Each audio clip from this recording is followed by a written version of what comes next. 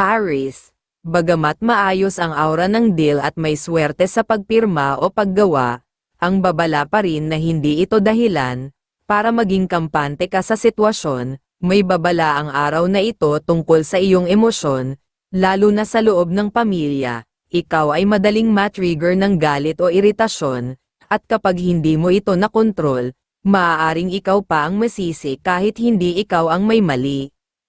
Sa trabaho, ang ugaling palaging nagpapatawa o hindi sineseryoso ang mga usapan ay maaaring magdala ng problema. May mga matang nakamasid, at ang maling pagbibiro ay pwedeng maging mitya ng isyo o reklamo. Sa pag-ibig, iwasan ang pagdududa at pagbubukas ng lumang sugat o nakaraan. Ang hinala ngayon ay hindi magbibigay ng sagot, bagkus, gulo at distansya ang idudulot.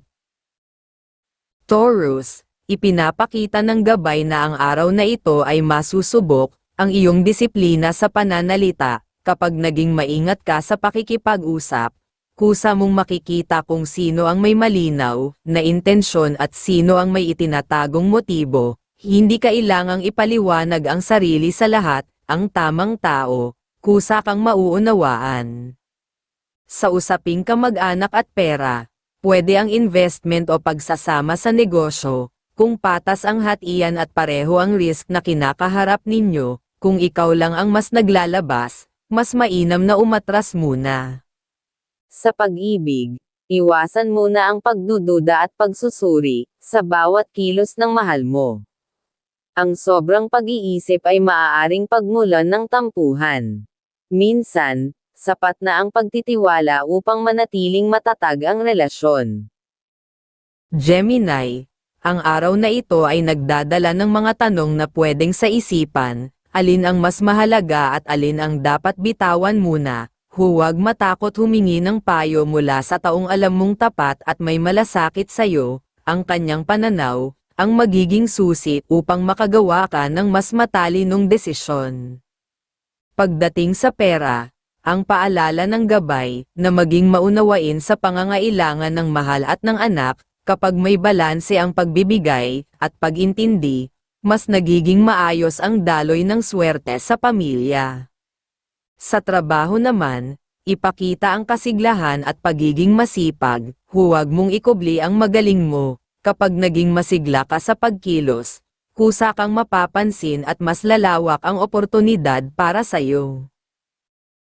Cancer, sa araw na ito ay mas mainam na ituon ang pansin sa pamilya, kaysa sa pakikipag-ugnayan sa ibang tao. May mga sitwasyong tanging magulang at anak lamang ang makakatulong kapag usaping pera ang kaharap, kaya huwag basta maglabas ng saloobin o problema sa mga hindi tunay na nakakaunawa sa'yo. Sa trabaho, umiwas muna sa mga usapang may kinalaman sa malaking pera o transaksyon, lalo na kung hindi malinaw ang detalye. Ang sobrang pagtitiwala ngayon ay maaaring mauwi sa pagsisisi. Mas ligtas kung mananatili kang tahimik, mapagmasid, at ginagawa lamang ang nararapat sa iyong tungkulin. Sa emosyon, piliin ang kapayapaan kaysa pakikipagtalo. Tandaan, hindi lahat ng laban ay kailangang ipaglaban. Minsan, ang gawing pag-urong ay nagiging proteksyon.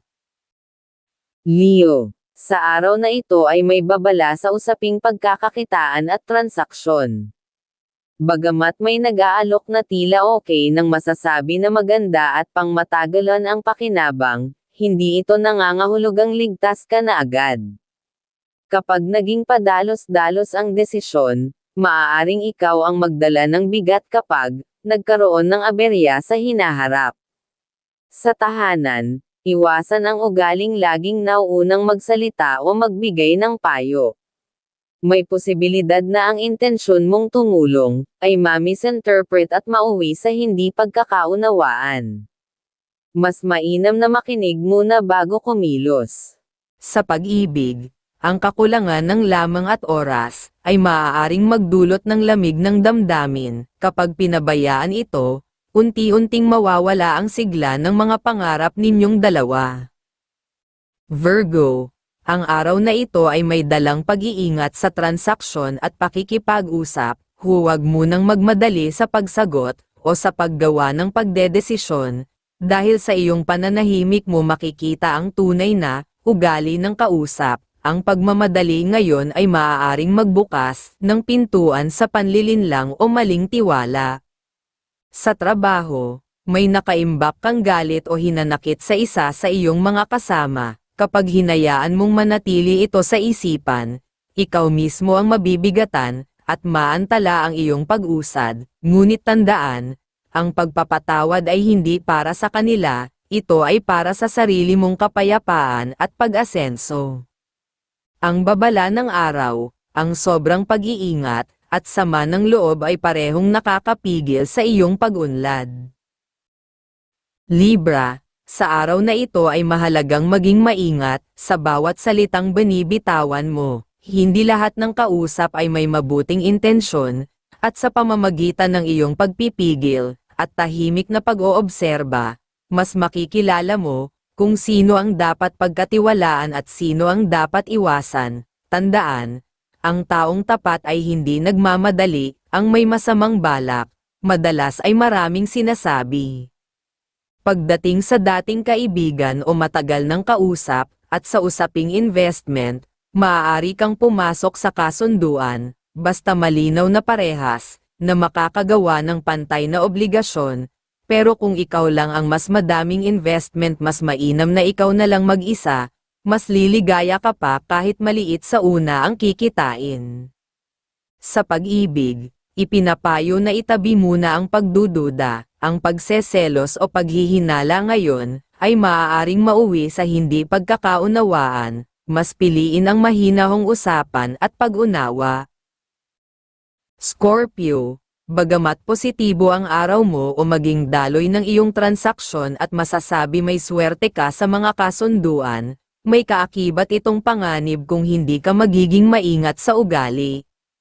At sa loob ng pamilya, may senyales ng biglaang pag-init ng iyong ulo, dapat mo lang makontrol, dahil ang mga advice mo sa kanila ngayong araw, ay kailangan nila para mas makagawa sila ng maayos na plano kung anuman ang kanilang gagawin.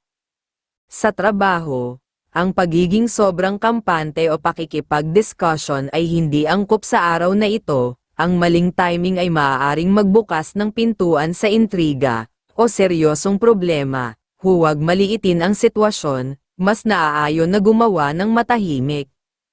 Sa usaping pag-ibig, ang pagdududa ay isang babala, kapag hinayaan mong mangibabaw ang hinala, maaari nitong sirain ang tiwala at magdulot ng hindi pagkakaunawaan na matagal bago maayos. Sagittarius, ipinapayo ng iyong gabay na unahin ang tahanan at pamilya sa araw na ito, may enerhiya na mas gumagaan kapag kasama mo ang mga taong tunay na nagmamalasakit sa'yo, kung may pangangailangan sa pera, mas mainam na sa loob lamang ng pamilya humingi o tumulong, at iwasan ang pag-asa sa pangakong galing sa ibang tao. Sa trabaho, maging maingat sa mga usapan tungkol sa pera, negosyo, o alok na tila napakaganda, hindi lahat ng ngiti ay may dalang kabutihan, mas mainam na ipagpaliban muna ang desisyon at huwag pumirma sa anumang kasunduan. Sa kabuuan, ang araw na ito ay para sa pag-iingat at pagpapatatag ng pundasyon, hindi para sa panganib. Kapag tahimik ka ngayon, mas magiging malinaw ang direksyon mo bukas. Capricorn, may babala ang iyong gabay sa usaping transaksyon, o mga deal sa malayo, pag ikaw ay gumawa ng pananalita ng hindi pinag-iisipaf mabuti, pwedeng mawala ang iyong pinaghirapang plano. Maging wise ka lagi sa lahat ng oras ng maging matagumpay, at kung may biglaang pwedeng pumirma ay okay na magagawa ngayong araw para sa pag-unlad. Sa trabaho, may senyales ng galit o hindi pagkakaunawaan sa isang kasamahan, kapag pinili mong kimkimin ito, mas lalo kang mahihirapang umangat, ang galit ay tahimik na humahadlang sa iyong tagumpay, ang pagpapatawad sa isip, kahit hindi sa salita, ay magbubukas ng daan sa mas malinaw na oportunidad. Ang paalala, ang negatibong damdamin na hindi pinapalaya ay nagiging sariling hadlang sa iyong pag-unlad. Aquarius, bagamat may pagkakataon sa usapan ng negosyo o transaksyon, may babala ang araw na ito na huwag basta magtitiwala naman kaagad. Ang pagpapatuloy ng walang sapat na pag-aanalisa ay maaaring magdala ng pagsisisi sa hinaharap, lalo na kung kulang ang detalye o malinaw na kasunduan. Sa loob ng tahanan, ang pagiging sarado sa pakikinig ay magdudulot ng tensyon. Kapag ipinilit mo ang sariling opinyon, mas lalala ang gusot. Tandaan, hindi lahat ng katahimikan ay pagsang-ayon. Sa pagmamahalan, ang kakulangan ng lamang at emosyonal na koneksyon ay maaaring maging dahilan ng paglayo ng loob. Kapag hindi mo ito binigyang pansin ngayon, mahihirapan kang ibalik ang dating init ng relasyon. Pisces, kung nakakaramdam ka ng kalituhan kung alin ang dapat unahin na mga pangarap, responsibilidad, o damdamin, ay huwag mong pasanin na mag-isa. Ipinapayo ng iyong gabay na humingi ng saklolo sa isang taong lubos mong pinagkakatiwalaan. Maaaring hindi niya direktang ibigay ang sagot, pero tutulungan kanyang makita ang mas malinaw na direksyon. Sa usaping pera, mas magiging magaan ang daloy ng swerte kung uunahin mo ang pag-unawa sa mahal at sa anak. Ang pagbibigay ngayon, kahit maliit, ay babalik sa iyo bilang biyaya. Iwasan ang main-itang usapan tungkol sa gastos, sa trabaho. Maging masigla at aktibo sa iyong ginagawa. Kapag sinabayan mo ng sigla ang iyong talento, doon lalabas ang husay na matagal nang hindi napapansin ng iba.